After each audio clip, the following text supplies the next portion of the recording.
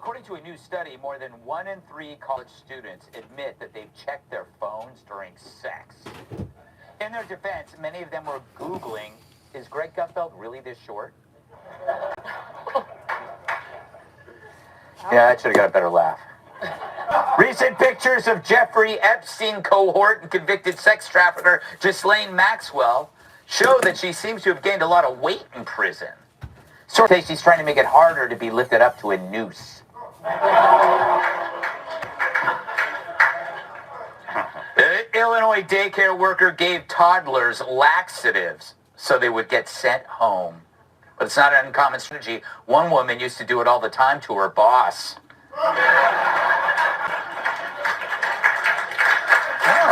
Never know what hits.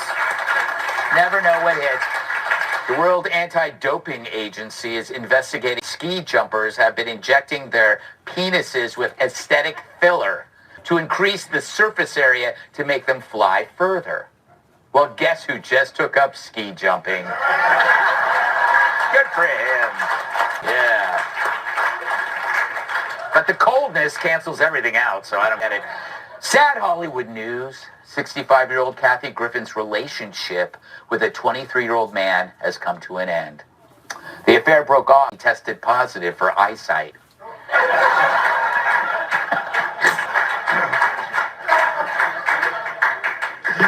A congressional inquiry is being led by Republicans to determine how Ilhan Omar achieved so much wealth. And Ilhan has already hired the law firm Allah and Akbar.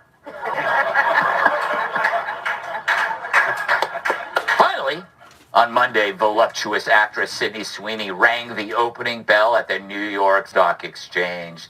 Meanwhile, in Chicago, another large-breasted individual rang the Taco Bell. That was good. Yeah. All right.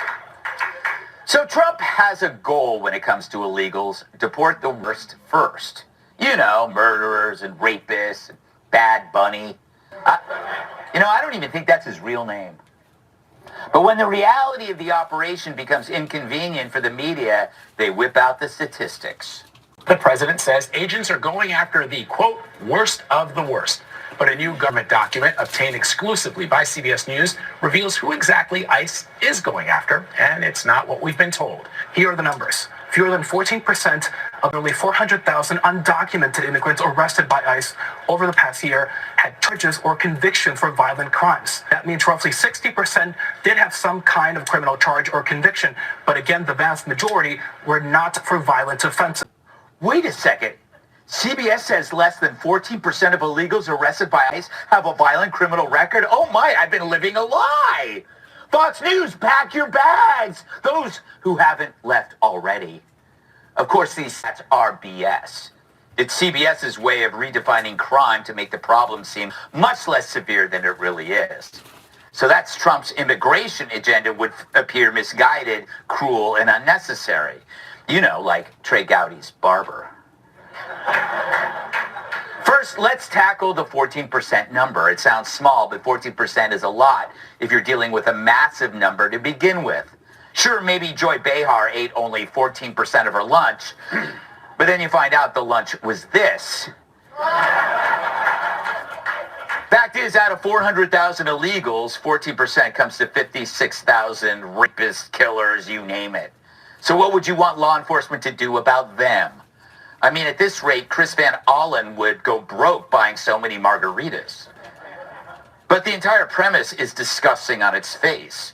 CBS admits that 60% arrested had criminal charges or convictions. But don't worry, the majority were nonviolent, which is supposed to make you think of harmless offenses like parking tickets, jaywalking, or marrying your brother.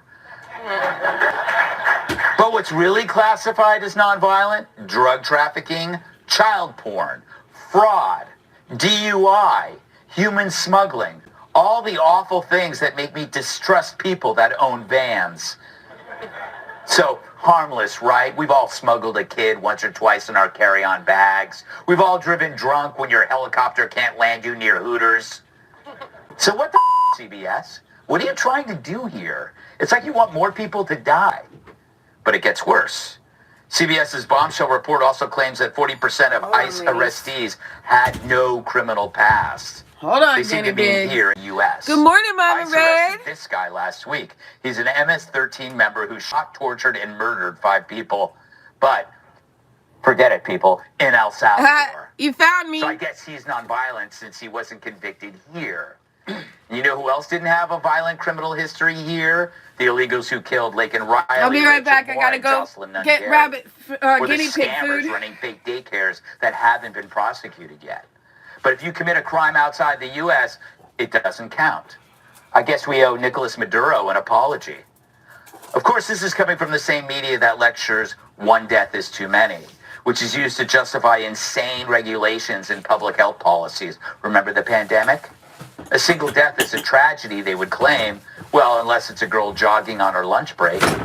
But in the end, this report is another effort to stop us from keeping bad people out of our country. And they do this by pretending that we're targeting peaceful illegals, and that we lied when we said, do the worst first. But who's victimizing these least worst? The very same people defending them now. By resisting the goal of deporting the worst first, ICE had no choice but to use a wider net, which included all illegals. If Waltz or Fry had agreed to cooperate, then this wouldn't have ever been an issue. But that was the point. Their goal was to prevent deporting criminals, so ICE would be forced to sift through all illegals. And that would be a political win, to say, aha, they're not going after the worst after all. It's so moronic that I almost admire it. And it's done not to protect people, but to protect political power. And that allows them to say that a murderous felon came here looking for a better life, when in fact, it was a better knife. Let's welcome tonight's guest. You can't get under her skin because she's already a Bills fan. Republican strategist Eric McGuire. In high school, he was voted most likely to be a strip club DJ. Comedian Jim Florentine. She went from silver chair to a shower chair. Host of Kennedy Saves the World podcast, Kennedy.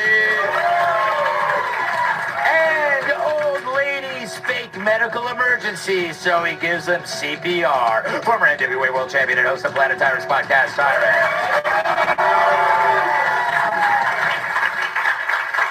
So, Aaron, like me, you followed the media a lot. They never downplay statistic. Like, one anecdote is enough to do an entire story. If they have 3 examples, it's like a series of injustices.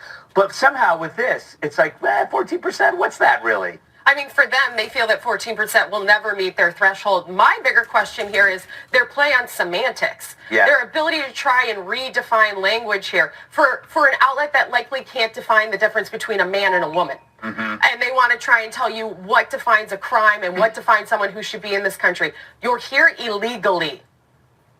You know what that means? You broke the law. Yeah. That means that there's already a criminal offense, and whether or not there is an adjudication to that process that leads you to allow to become a U.S. citizen is for the courts to decide.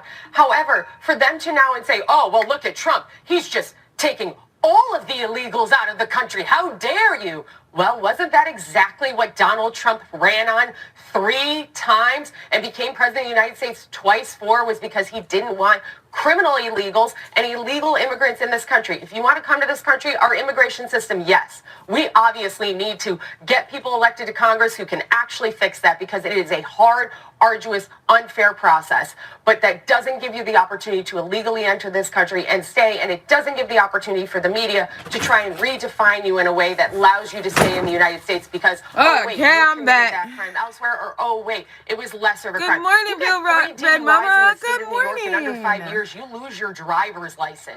You do that if you're not supposed to be here in the country. You shouldn't be here anyways. You might kill someone when you drive drunk. I forgot the damn leave. I think that's I don't understand why they think that semantics on words make this a better situation for them. Yeah, good points. You know, Jim, I'm going to simplify it for you because you're a comedian. It's like taking a bowl of Skittles and there's like 10 rotten Skittles that'll give you food poisoning, and Trump is like, we got to keep those away from the other Skittles.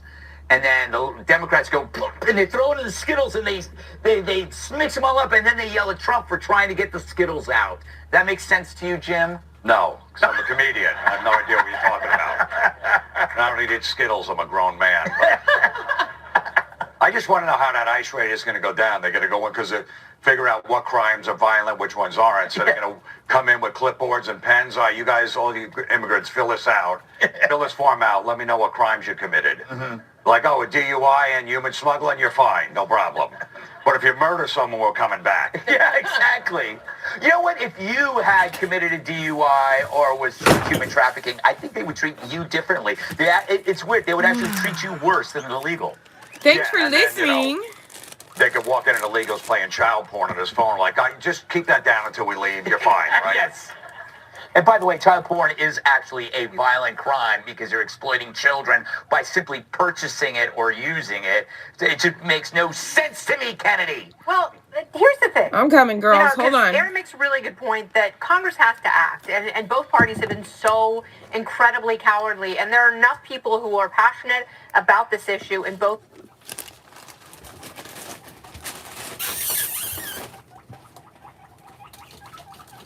What? You want this? You want this? Okay, here you go.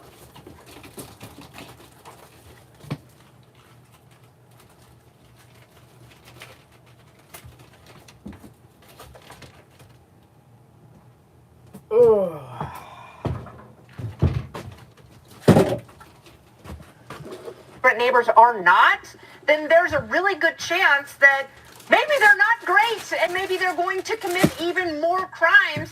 So you should look at them. But, unfortunately here, CBS is carrying water for big blue cities that have lessened the threshold for felonies. Mm-hmm. So, a lot of people would say, absolutely, people who are violent felons, yes, they should be deported. And I think there's also a big number of people who say, if you have committed felonies, maybe you should not be in this country and given a pass and given free health care and free education and everything else. But the problem is that threshold has been lowered so far that now we're giving everyone a pass, not to make cities safer, but to just stick it to Trump. Yeah, no, it's a good point. But I remember I used to say that illegals committed fewer crimes than American citizens, and then I was corrected by somebody who did the research. And I believe it might have been John Lott, I'm not sure, but said that because illegals commit the majority of their crimes against other illegals don't report them. So you do have illegal gang crime and stuff like that, but it never makes it to the police because no illegal is